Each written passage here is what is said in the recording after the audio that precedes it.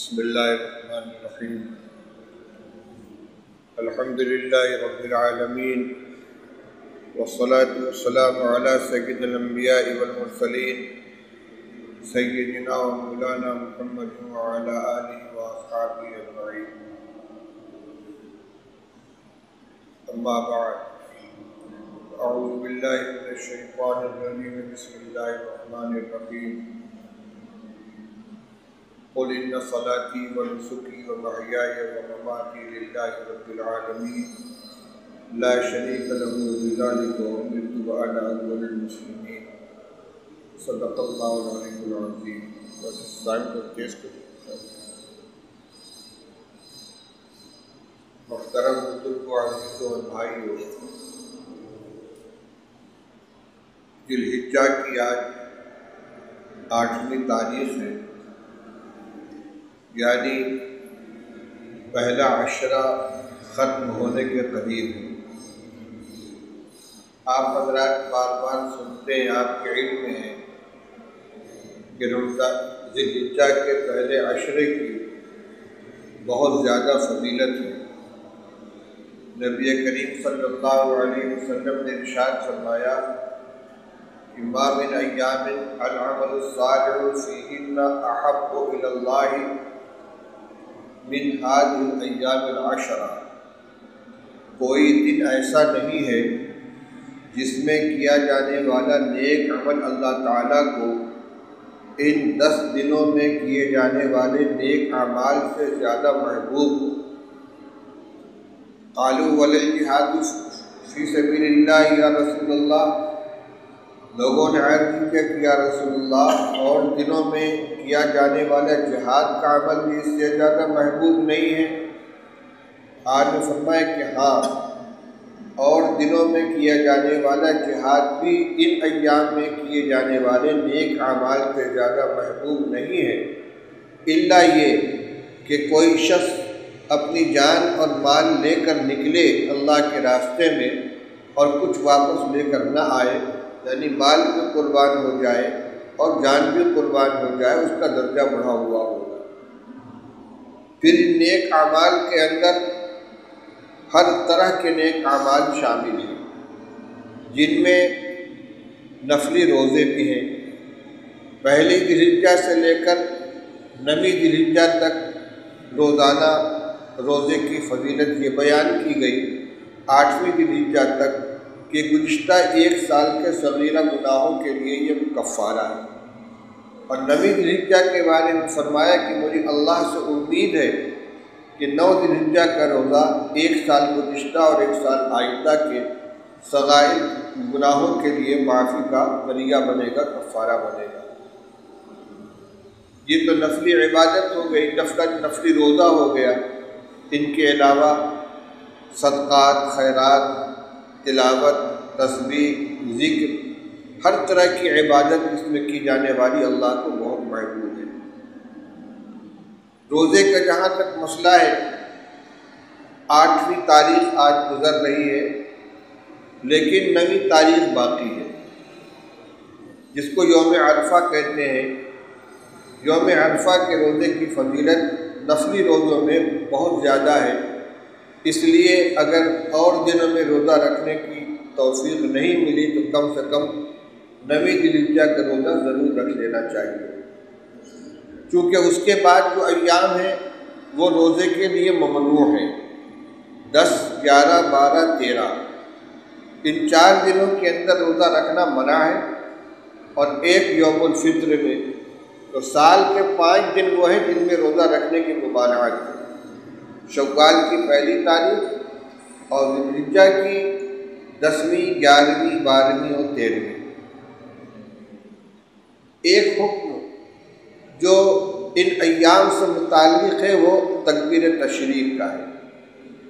9 ذی الحجہ سے لے کر 13 ذی الحجہ تک کے یہ 5 ایام تشریق کہلاتے ہیں۔ ان کا خاص عمل ہے تکبیر تشریق کہنا۔ 9ویں تاریخ کی فجر سے لے کر 13 تاریخ کی عصر تک ہر فرض نماز کے بعد مردوں کے لیے بلند آواز سے ایک مرتبہ تکبیر تشریق پڑھنا واجب ہے۔ اللہ اکبر لا الہ الا اللہ واللہ اکبر وللہ الحمد۔ عورتوں کو اپنے اپنے گھروں میں نماز ادا کرنے کے بعد آہستہ سے اس تکبیر کو ایک مرتبہ پڑھنا ہے۔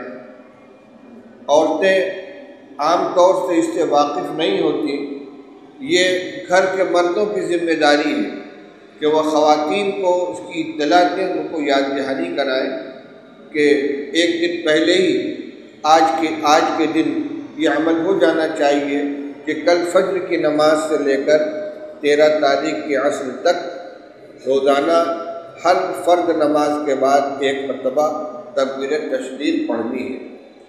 باجماعت نماز ہو تب بھی، جماعت چھوٹ جائے تب بھی، اگر کوئی مسبوق ہو تو اپنا سلام پھیرنے کے بعد، اپنی رکعت پوری کر کے سلام پھیرنے کے بعد تکبیر کہے۔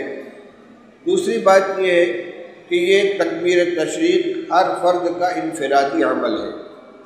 مطلب یہ ہے کہ جماعت کی نماز میں امام کے تکبیر کہنے کا انتظار نہیں کرنا ہے کہ امام صاحب تکبیر کہیں گے تب ہم کہیں گے۔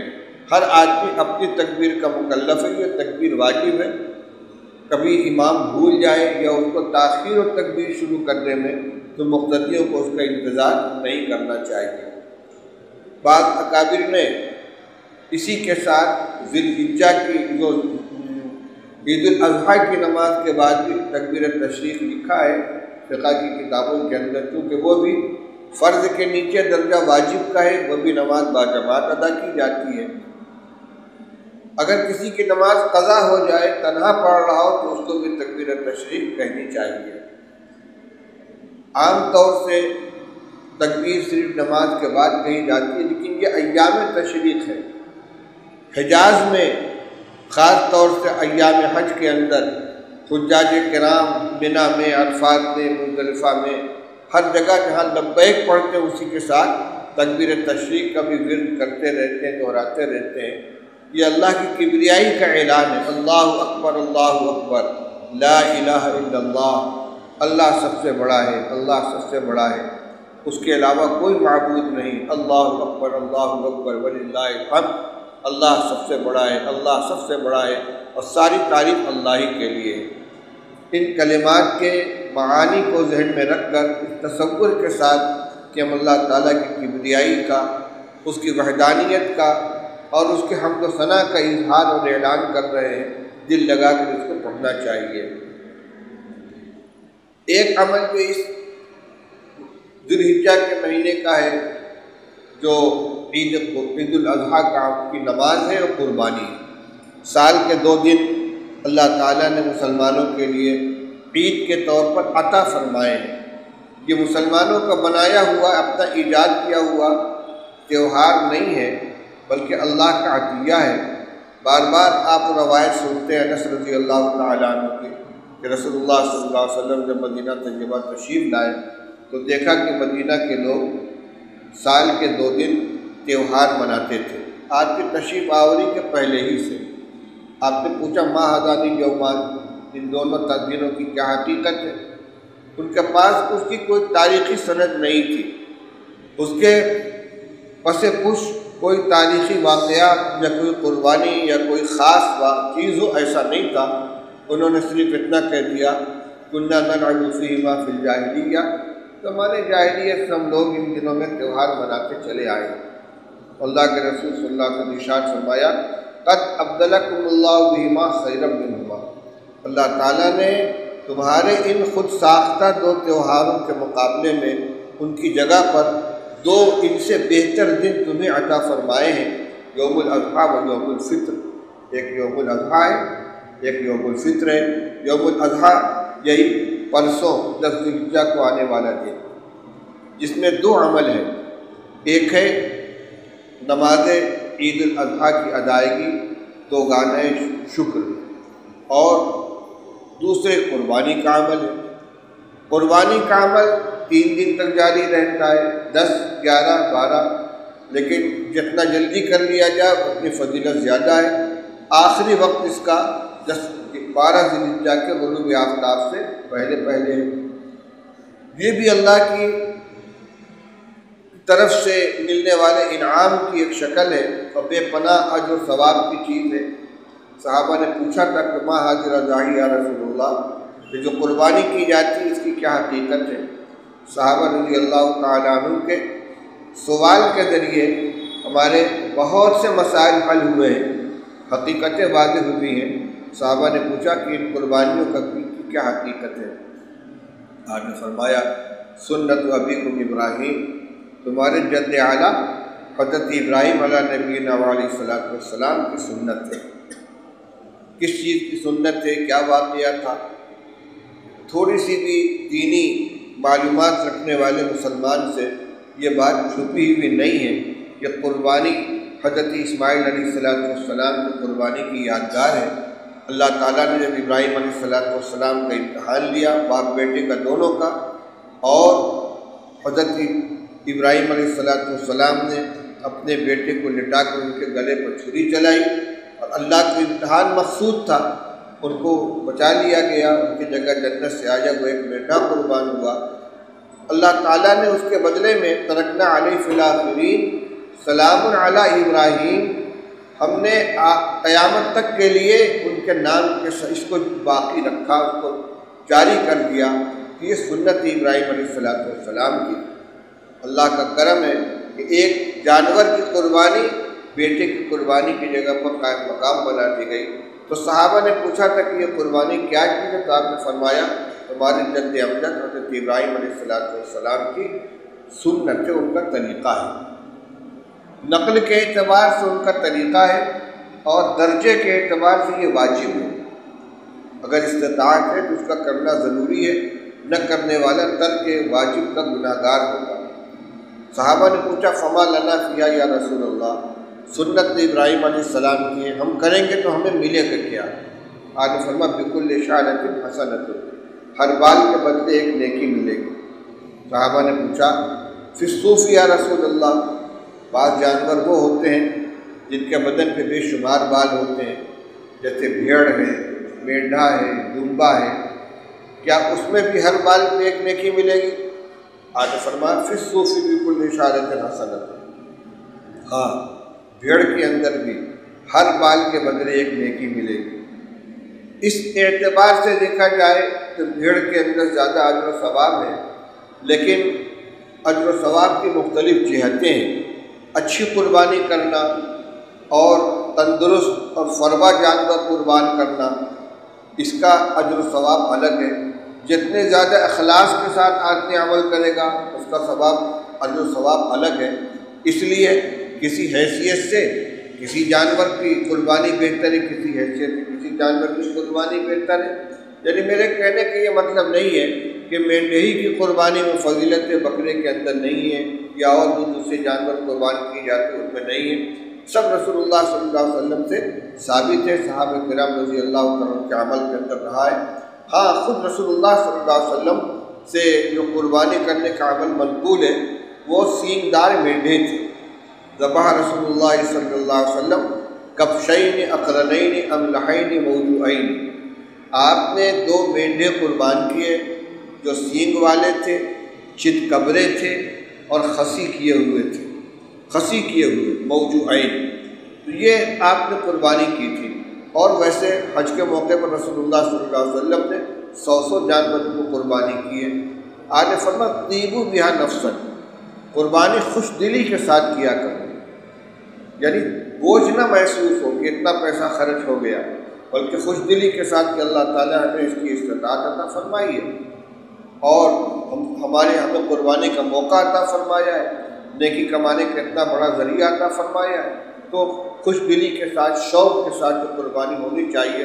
خود رسول اللہ صلی اللہ علیہ وسلم اپنے ہاتھ سے قربانی کرتے تھے، اسی لیے اگر ہمت ہو اور کر سکے تو آدمی کو خود اپنے ہاتھ سے چھری پھیرنی چاہیے، ورنہ فقہا لکھتے ہیں کہ کم سے کم وہاں موجود رہے، دیکھیں کہ میری جانور کی قربانی ہو رہی ہے، اور جو اس کی مصنون دعا ہے اس کو پڑھے۔ انی وجہت وجہی للذی فطر السماوات والارض حنیفا وما انا من المشرکین ان صلاتی ونسکی ومحیای ومماتی للہ رب العالمین لا شریک لہ بذلک امرت وانا من المسلمین اللہم لک ومنک بسم اللہ اللہ اکبر۔ یہ اس میں ساری دعا تو مسنون ہے، لیکن بسم اللہ اللہ اکبر یہ لازم ہے۔ اگر یاد رہتے ہوئے اور بسم اللہ ترک کر دی تو وہ جانور حلال نہیں ہوگا، مردار ہو جائے گا، اس کا کھانا جائز نہیں ہوگا۔ اور یہ صرف بقرعید کی قربانی کا مسئلہ نہیں ہے، ہمیشہ اور ہر جانور کے لیے۔ مرغ دکان کے اوپر بہت سی جگہ ذبح کرنے والے ملازمین ہوتے ہیں، اب کسی کو اگر 10 کلو گوشت چاہیے اٹھاتے ہیں، چھری پھیر کے چلے جاتے ہیں۔ جو خریدار جائے اس کو دیکھنا چاہیے اور اس کا اہتمام کرنا چاہیے، یاد دہانی کر بسم اللہ پڑھ کے چھری چلانا۔